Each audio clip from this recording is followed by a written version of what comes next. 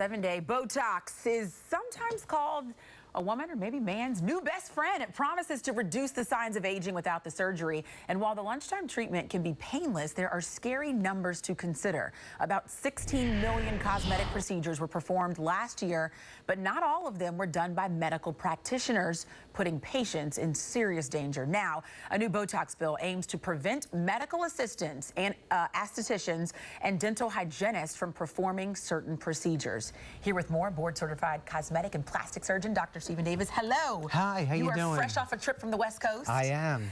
Let's talk about this Botox bill. How will it affect, I guess, what you do and what patients might come in and see happening? Right.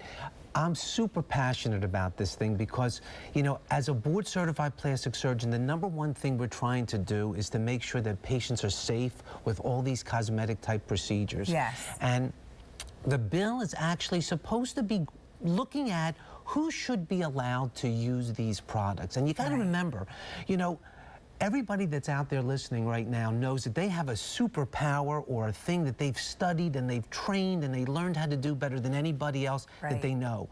And because of that, they're expert in it. So if I, you know, give you a guitar, because trust me, I've been trying to play the guitar for a long time. And then when I went to hear Clapton, I went, wait a minute, I'm playing a totally different instrument than he is, right?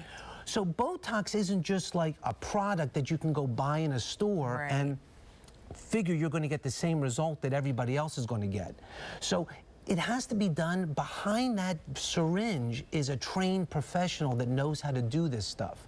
So I've been involved in a lot of different organizations that literally go across the country training doctors and nurses in how to use it safely and also how to expand their palette of use so that you can facially sculpt the whole face. Is there people that we think just should not be doing this? It all depends on their level of training and expertise. And, you know, the companies like Allergan that make Botox want it to be this incredibly safe, you know, product. And also with all the facial fillers, every 4 to 6 months, it seems like there's another facial filler that comes out that can do amazing things to make you look younger. And we, as plastic surgeons, even go and get training so that we can teach other people how to use it safely. So is the concern coming from, Dr. Davis, botched jobs? I mean, I'm sure you see that. People come into your office like, this didn't go as expected. It's exactly what it is, because over 20 years I've been in practice, and I can tell you hundreds of stories of patients that have come in and maybe they went to a Botox party on the weekend. Or they did something, and they now have these results that really make them look odd and scary. And worse than that, there are really bad results that have like implications that are more medically serious. And I don't think people give the same level of care to something like that that they really should be thinking about. And I know that when I talk to patients about why they never did anything, let's say to inject filler in their lips, they always say the #1 reason, they don't want to look crazy. And they've seen so many of their friends and family members that do look a little nutty, they're staying away from it. So are there questions that we should ask if we say, okay, you know what, I'm ready, I want these 11s gone?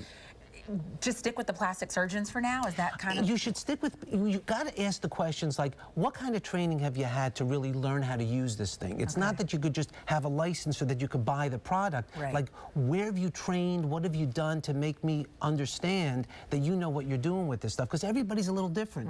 You know, someone who comes in their 20s to get Botox and someone that comes in their 60s or 70s, you have to know how to inject it differently. Some patients that have had other kinds of procedures, one of the things that I see all the time is there's patients that have had surgical procedures like facelifts on their face over the years, and they want to also get into this Botox thing because they want to continue to look young. You have to learn how to inject those patients even more differently. And guys versus girls. I mean, there's a lot of different things to know. So you can't let the price, when you see, oh, there's a big good deal on Groupon or whatever these sites are, or the ease and convenience of it lure you in. Exactly, and that's what I'm trying to say. It's not like you're just buying the product. You're buying the guy behind the syringe that's also, you know, injecting it into you. Thank you so much. Nice to see you. We'll keep an eye on this one.